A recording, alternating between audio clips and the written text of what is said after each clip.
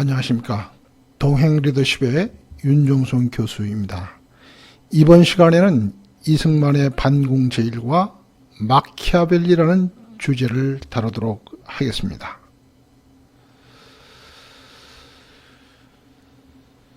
이승만은 재헌의제 의장 초대 대통령으로서 우리가 그토록 자랑스럽게 생각하는 대한민국 헌법 제1조 대한민국은 민주공화국이다.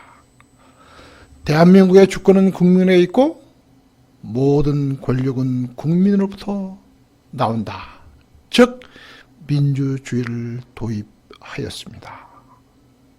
그러나 직선제견, 중임제한 철폐견, 3.15 부정선거로 인한 4.19 혁명으로 망명을 가야 했고 또 해외에서 숨을 거둬야 했습니다.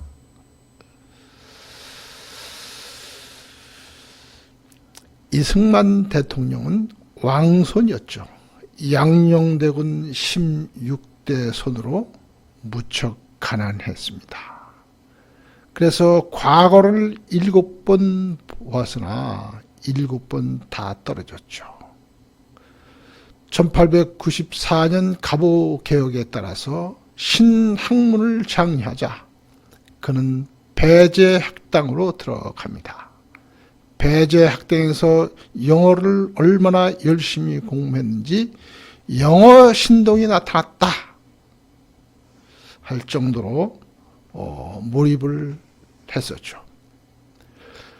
그리고 졸업 후 고종 황제 폐위 음모 사건에 관여되어 한성 과목에서 감옥 생활을 하는데 감옥 생활 중에도 선교사들이 들여보낸 영어 잡지를 관사 하나 안 틀리고 암기할 정도로 매우 열심히 했습니다. 그 결과 1904년 풀려나면서 그는 민영환의 추선으로 고종 밀서를 미국 대통령에게 전달하러 워싱턴으로 갑니다.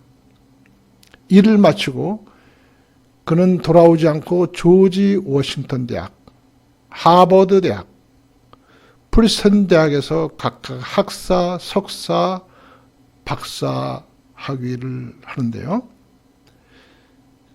그는 우리나라 박사 1호로 미국 영향하에 중립이라는 논문을 쓰기도 합니다.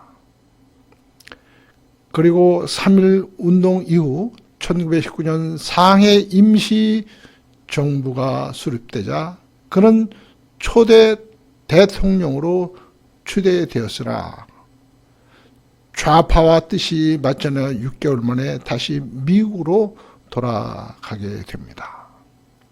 1933년에는요. 국제연맹본부가 있던 스위스 제네바에 출장을 갔다가 인근 레만 호숫가에 있는 한 식당에서 합석한 것을 계기로 해서 프란체스카와 결혼을 하죠.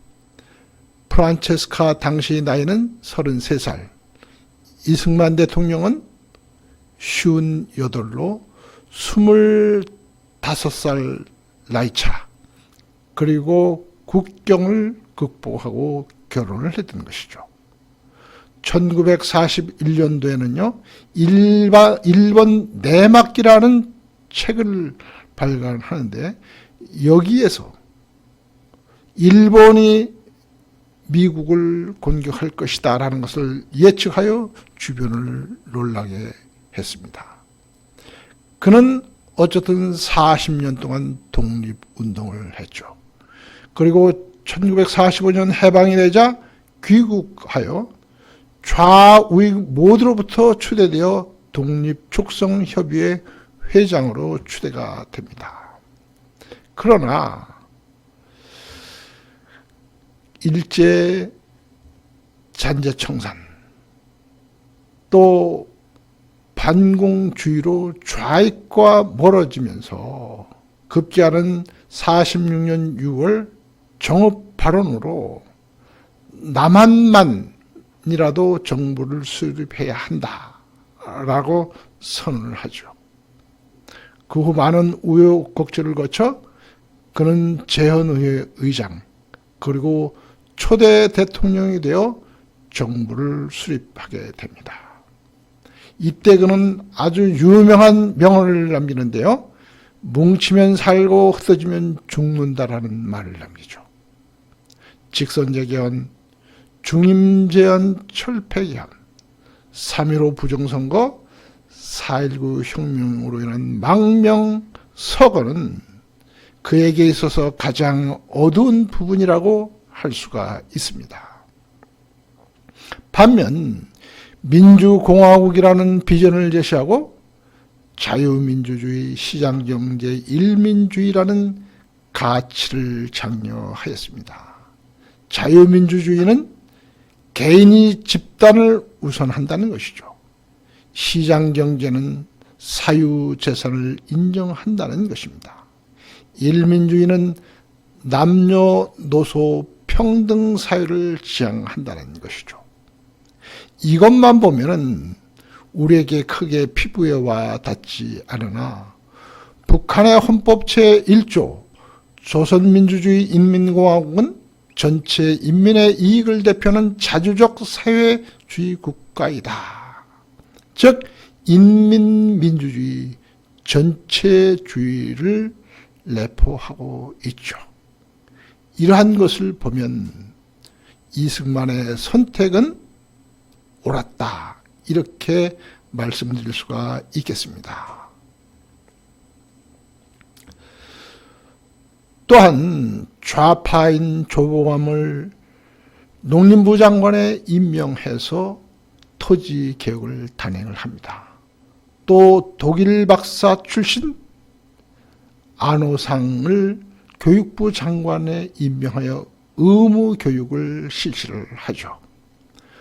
이러한 토지개혁과 의무교육은 우리 대한민국의 근대화와 산업화의 초석을 다졌다. 이런 평가를 받기도 합니다. 또 어업권 보호를 위한 평화선 선포에서 독도를 우리 땅으로 분명히 포함시켰고 1953년 6월 18일 방공포로 27,000명을 석방하는 등 벼랑끝 전술로 맺은 한미동맹은 오늘날 안보의 주축을 이루고 있어 그런 국가의 기초를 다졌다는 평가도 받습니다. 또한 제주 4.3 사건, 여순 반란 사건, 6.25 전쟁 등 북한의 끊임없는 공산화 책략을 국가보안법 제정 등을 통해서 차단하여 공산주의를 막아냈죠. 이 시기는 반공으로 날이 새고 반공으로 날이 졌다라는 평가를 받기도 했습니다. 물론 여러 가지 시행착오가 있었다는 것은 부인할 수가 없죠. 이승만의 통치 철학 기반은 마키아벨리라고 할 수가 있는데요. 마키아벨리는 그이져서 군주론에서 군주는 좋은 법과 강한 힘, 즉 사람의 방법과 짐승의 방법으로 다스려야 된다. 특히 짐승의 방법은 사자의 힘과 여우 같은 술수가 필요하다라고 강조를 합니다.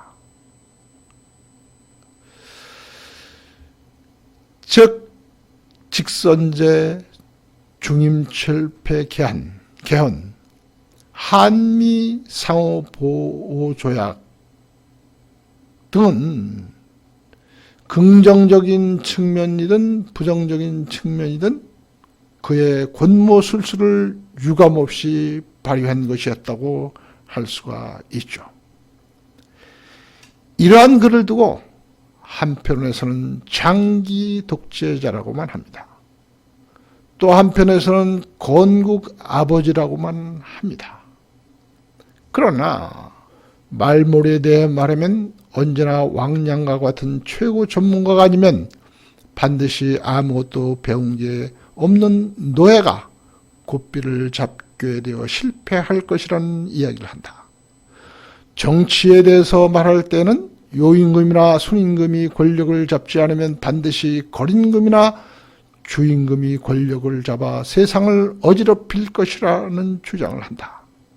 이런 논법은 이 세상의 요리는 엿이나 꿀처럼 달지 아니하면 모두 쓴박이나 두루미냉이처럼 쓴맛이 날 것이라는 주장과 같다. 이러한 주장은 아무리 많은 웅변을 토하고 화려한 말을 늘어놓는다 해도 이치에서 벗어나고 원리를 잃는 것으로 양극단의 논의가 될 뿐이다. 즉 세상이 반드시 양극단으로만 구성되지 않음을 강조를 했죠. 이러한 면에서 이승만은 장기 독재를 했지만 근대 국가의 기초를 닦고 공사나 차단에 기여했다. 아니면 근대화 국가 기초를 닦고 공산화를 차단했으나 장기 독재를 했다라는 평가가 가능하지 않을까요? 이번 시간은 여기까지 하도록 하겠습니다. 감사합니다.